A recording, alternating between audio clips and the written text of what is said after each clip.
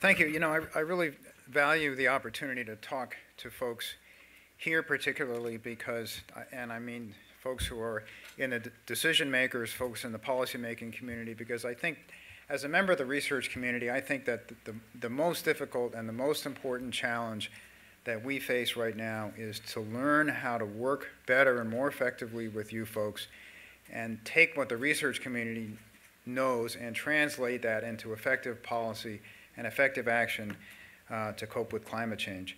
And the title of my talk has to do with uncertainty in future climate, because when you do talk to decision makers and policymakers, that's the first question they ask is, how do we know what you're telling us is true? How robust is this information that you're giving us? And one of my main takeaway messages is that it would be a mistake to think that if we only wait a few years that the uncertainty in future climate is going to go away or is going to shrink substantially, and therefore we should postpone action. And for reasons that I'll explain, future climate's always going to be uncertain, and so what we need to do is we need to learn to live with it. And if you think about the decisions that you make in your professional life and in your personal life, I think you'll realize that all of those decisions are always made in an environment of a lot of uncertainty, okay?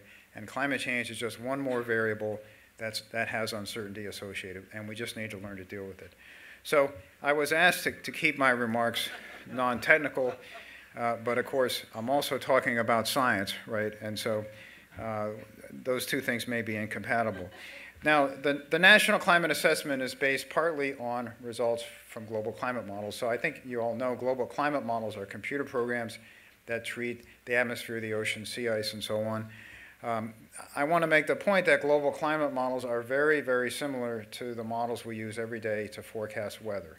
And in fact, in some countries, they actually use the exact same model that they use for weather prediction for forecasting future climate. And the reason I mention that is this is one of the ways that we know, or one of the ways that we have confidence that climate models produce useful, actionable information. Nowadays, when we want to look at future climate, we don't look at results from just one climate model. We usually look at results from 10 or 20 or 30 different climate models. And this is a big step forward compared to looking at only one model, because looking at a range of model results gives you some idea of how robust your conclusion is. But I want to make the point that it can also be misleading, okay?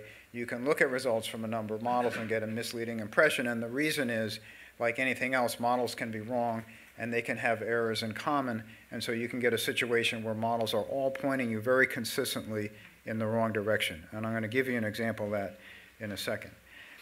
So this, in fact, is an example of a case where models agree reasonably well, but they're all pointing you in the wrong direction. And what I'm showing here is, is this a pointer? No, no pointer. Okay, so this is past and future trends in the aerial coverage of Arctic sea ice. Roughly speaking, the area covered by Arctic sea ice.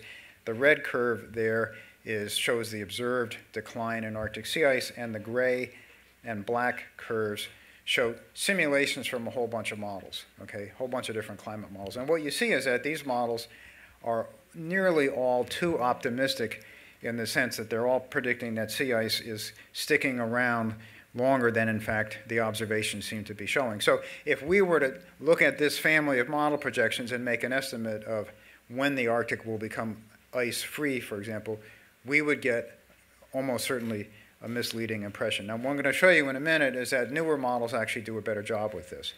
But first I want to just mention, so what is different about newer models?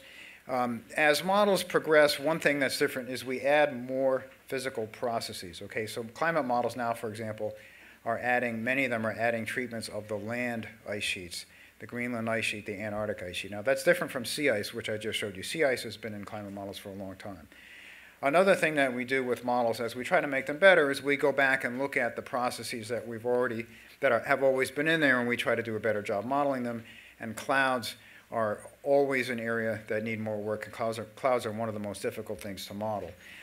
The other thing that we've made a lot of progress with is as we get more computer power, we make models have finer levels of spatial detail. And this is particularly important for decision makers and policymakers, because decisions and policies often pertain to a specific geographical region. Okay, so if you're a decision maker, you want to know what's going to happen in my city, what's going to happen in my watershed. And for that, you need models that can represent climate on a finely detailed level. And finally, as time passes, there are more models, and we have more models to look at and compare, and that allows us to do a better job of estimating the robustness of our findings. So I said I was going to go back to the sea ice and show you that newer models do better. Now, what's the upper left panel there is the slide I showed you a few minutes ago. Using older models, the lower right panel is the exact same thing using a newer generation of models. I think you can see the red curve, again, as observations, and the models are now in different colors, but none of them is red. I think you can see this newer batch of models, in fact, is doing a better job at representing the historical observations of sea ice. So that's a bit of a success story. Here's another one, and maybe I won't go into this in detail. It relates to changes in precipitation in our part of the world and the surrounding area. And this on the left is older models, and on the lower right is newer models. And what I'm showing is not what these models are predicting about future precipitation, but I'm showing how well they agree in what they're predicting about future precipitation. So, for example, if you look on the upper left, the dark blue is saying that in those regions, in the regions that are dark blue, 16 out of 16 models agree that it's going to get wetter. In the regions that are dark red, 16 out of 16 models agree that it's going to get drier. If you look at California, I'm sorry I don't have a pointer, but if you look at California, you can see that on that map, California is white largely, and what that means is that the models don't agree one way or the other. Will it get wetter? Will it get drier? This is 15 newer models. You can see the newer models, California is green, meaning some stronger consensus among these models that, in fact, California will get a little bit wetter. And Dave Pierce, who's going to talk next, is going to discuss what that means as far as water scarcity and water availability. So as I said, one of my takeaway messages is that uncertainty in future climate isn't going to go away anytime soon. Now, why do I think that? And the essential reason I think that is that a lot of the uncertainty in future climate comes from things that we can do nothing about. Okay, so why is future climate uncertain? Where does that uncertainty come from? Well, a big source, as you know, the big driver right now of climate change is greenhouse gas emissions. Okay, so future climate depends on future greenhouse gas emissions. Future greenhouse gas emissions are not only unknown, but they're unknowable. Okay, because predicting future greenhouse gas emissions means predicting future human behavior. Okay, that's inherently impossible. So this is it's an important source of uncertainty in future climate. There's nothing we as scientists can do about it.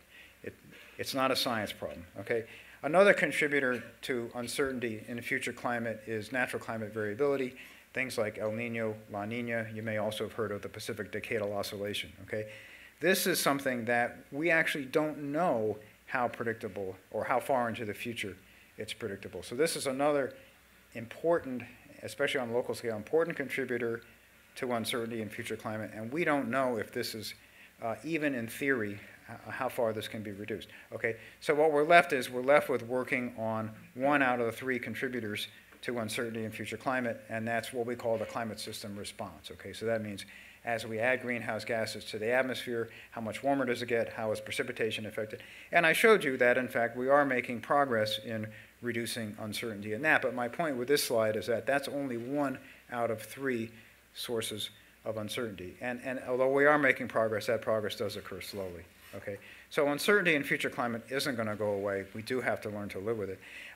You know, I think one of the ways that we can make rapid progress is, rather than waiting for scientists to develop better models, which we are doing, but it goes slowly, is to be smarter about how we analyze the models that we already have. Okay, and I showed you this slide on the upper left. I showed that to you twice already. That's older models that don't, on the whole, do a good job of predicting the historical behavior of Arctic sea ice. Now, what this investigator's done on the lower right here is he's actually identified, out of this field of models, he's actually found 6 that actually do a pretty good job of reproducing observations. And so the idea is, instead of just looking at all of these models and giving them equal weight and equal credibility, let's take those that do a good job at reproducing what we know, which is observations, and make projections based upon them. And we can have more confidence that those projections might be right. So that's an example of not building better models, but being smarter about analyzing the model results we already have. One final example, and then I'll sit down, and that is I think it's really important to have smart decision-making processes, because smart decision-making processes isolate what you really need to know from what you don't need to know. Okay, and this is a real-life example. Many of you probably know this. The city of San Francisco is right now spending several $billion on new storm water infrastructure. And this infrastructure is probably going to last 50 to 75 years. So they want to take climate change into account as they design the infrastructure, which of course they should. But the question is, for designing stormwater infrastructure, what aspect of climate change do you care about? Do you care about temperature? No. Do you care about annual mean precipitation, which I just showed you? No.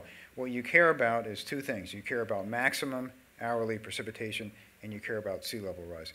So here, a smart decision-making process will focus on those issues and ignore the other issues, which may be highly uncertain, but those uncertainties are irrelevant. Okay, so this is me in my climate,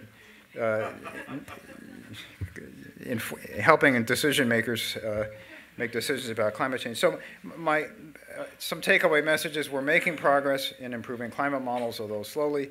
As I've explained, the uncertainty in future climate is going to be here to stay. So what we need to do is, rather than waiting for it to go away or shrink substantially, we need to learn to work with it. We need to learn to incorporate it into our decision-making processes. And I'm very confident that, in fact, that we can make a lot of progress in learning how to do that better. So this is another parting thought slide. I do think, actually, that one of the limitations on doing this is the institutional structures. We need more institutions like the one here, which get decision makers and scientists in the room together and learning to work together effectively. And I think in terms of actually effectively coping with climate change, I think the institutional barriers may be just as important as the scientific barriers. Okay, so that's it for me. Thanks very much.